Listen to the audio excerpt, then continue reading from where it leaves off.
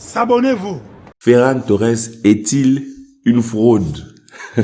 Le chouchou de Xavi. Ce type, il sort jamais. Il joue tous les matchs. 400 matchs, il va les jouer s'il faut des prolongations. Mais je me dis peut-être à terme, il jouera même plus de matchs que Pedri en a joué l'année passée. On va essayer de voir ça aujourd'hui dans une petite vidéo tranquille. Mais je tiens à te dire qu'en ce moment, peut-être tu vas rapidement être fatigué de moi parce que je vais balancer 2 vidéos par jour parce que il y a tellement à dire, il y a beaucoup de choses à dire. Il y a Laporte qui a à demi-mot confirmé la probable venue de Lewandowski. Donc on va en parler, on va parler de Mercato, on va parler d'Ansu Fati qui va revenir, on va parler de tout plein de choses, Donc j'espère que tu seras vraiment au rendez-vous. Donc je t'invite à t'abonner, à liker, comme d'habitude, patati patata, à partager le contenu aussi, ça fait toujours plaisir. Alors, le générique les amis.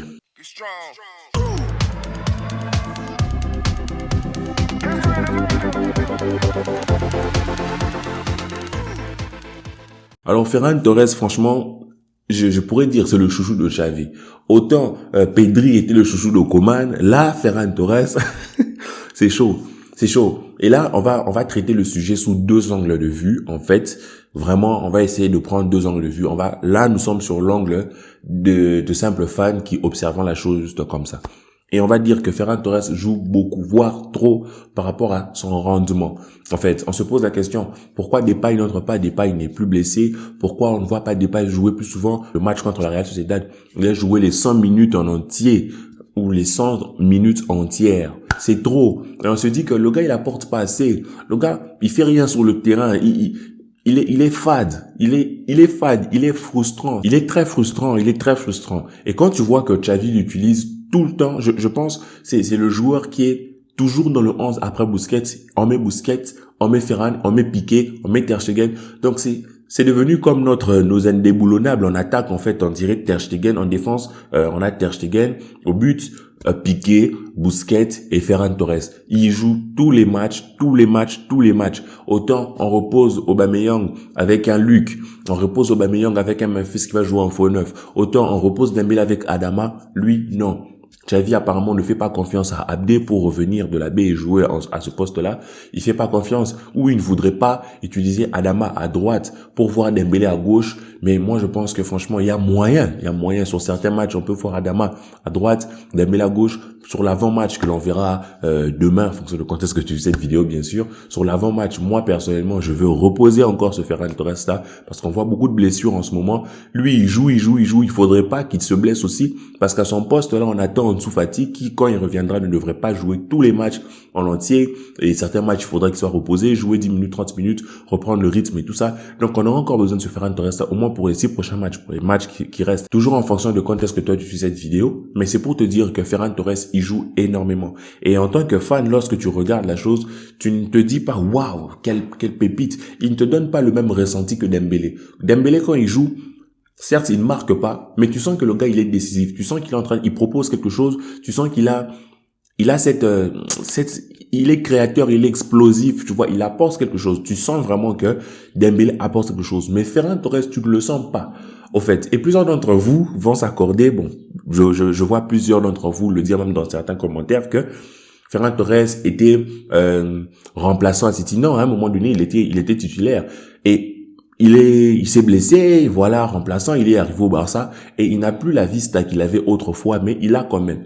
Sauf que quand nous on le regarde, on n'est pas content. Alors, pourquoi? La question qu'on se pose, c'est pourquoi il joue tout le temps?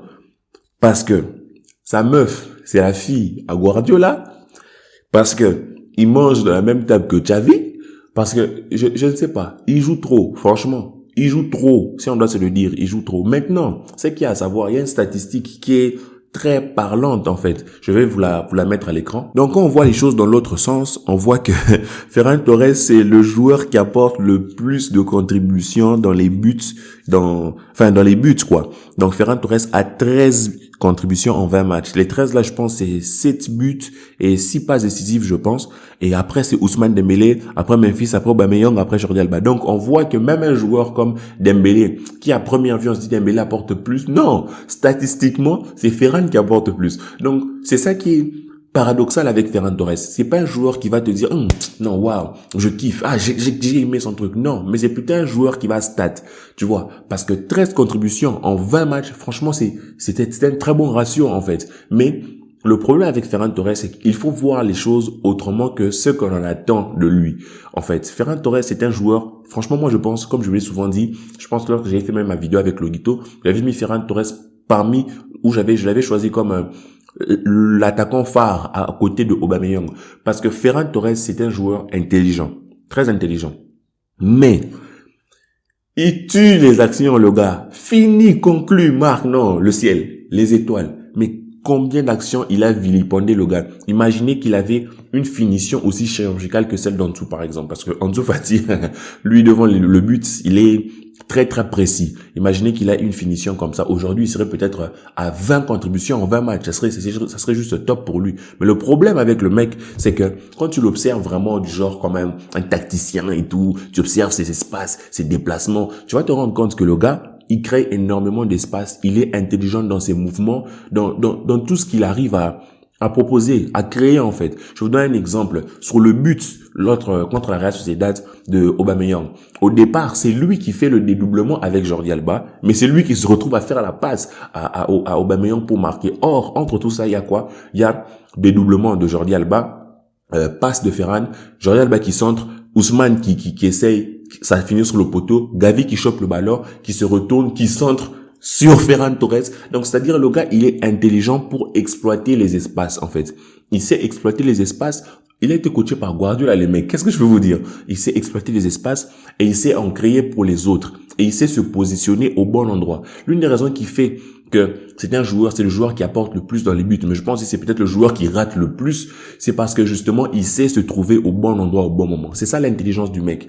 Donc, si Ferran Torres arrive à se mettre au sérieux, on commence à planter les buts, franchement, on sera unanime sur le fait que non, le gars, il mérite de jouer. Mais c'est juste que le mec, sur le terrain, quand tu regardes, tu attends qu'il marque, ou qu'il fasse une passe, ou qu'il fasse un dribble, ou qu'il fasse un truc intéressant. Tu te dis, mais non, le gars, il est éclaté. Quand tu regardes ça, tu te dis, mais quand tu regardes, en fait, d'un point de vue tacticien, comme je vous ai dit, les espaces qu'il peut créer, les contributions qu'il peut apporter, sa localisation sur certaines actions, où est-ce qu'il se trouve sur certaines actions, tu te rends compte que le mec, franchement, il connaît son taf. Il connaît son taf. C'est juste qu'il a des pieds. Il a un pied gauche à la place du pied droit, un pied droit à la place de la jambe. C'est frustrant, c'est un joueur énervant. Moi, personnellement, franchement, c'est un joueur que j'aime beaucoup. C'est un joueur que je porte à cœur. J'aimerais tellement qu'il devienne finisseur, qu'il corrige cette finition-là, qu'il arrive. Calme-toi, vise au moins le poteau, tu vises à chaque fois les étoiles. S'il arrive à se corriger comme ça, tu vas te rendre compte que Ferran Torres, c'est un très bon joueur. C'est un très bon joueur.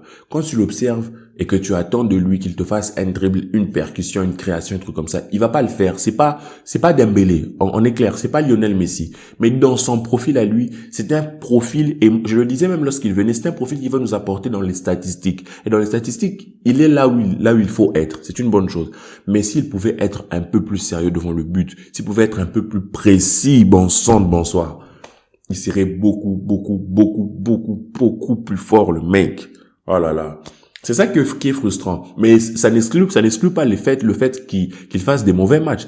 Ça n'exclut pas le fait qu'il devrait jouer moins, en fait. Mais quelque part, je comprends Xavi parce que Xavi voit, en fait, à quel point ce Ferran-là est important dans son jeu de la création d'espace. Xavi le voit. Xavi connaît le potentiel du mec, en fait. C'est pour ça qu'il le replace. Mais je pense pas que Xavi fait bien en le laissant jouer tous les matchs parce que non seulement tu vas le fatiguer physiquement, mais tu vas mettre dans sa tête une mentalité de titulaire indiscutable. Donc, quand tu va venir, ça va être trop d'autres problèmes. Tu vas faire passer Ferran à droite parce que tu voudras. Donc, tout ça, ça me pousse à dire que Ferran Torres est certes bon, certes très intéressant dans les espaces, mais quelquefois sur certains matchs, il pourrait sortir. Quelquefois sur certaines périodes, il pourrait sortir. Et moi, j'espère que, du moins, pour le reste de la saison, que l'on pourra voir d'autres changements, que l'on pourra voir de plus en plus un Memphis, que l'on pourra voir même à d'autres postes, des rotations qui vont permettre à ces joueurs-là de se fatiguer, de se reposer, parce qu'ils sont fatigués. Si on les crame maintenant, là, certes, comme je vous ai dit, c'est la fin de la saison, mais avec qui on va conclure la saison, avec qui on va finir la saison. Donc, j'espère qu'il y aura du mouvement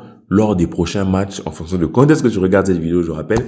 Mais j'espère surtout que on aura un Ferran Torres qui va améliorer ses jambes là et ses pieds et pourra finir ses actions. Parce que s'il arrive à finir ses actions, franchement, il peut nous offrir, je sais pas, 15, 20 buts l'année. C'est énorme quand tu sais que à son poste, on a Ansu Fati qui peut nous offrir à peu près le même rendement. Peut-être Lewandowski qui arrive, quand tu vois tout ça, tu te dis, on risque de bien s'amuser si tout le monde se met, si tous les attaquants se mettent à stat. Donc, si quelque part Dembélé reste, j'espère qu'il va se mettre à stat aussi. On aura 20 buts.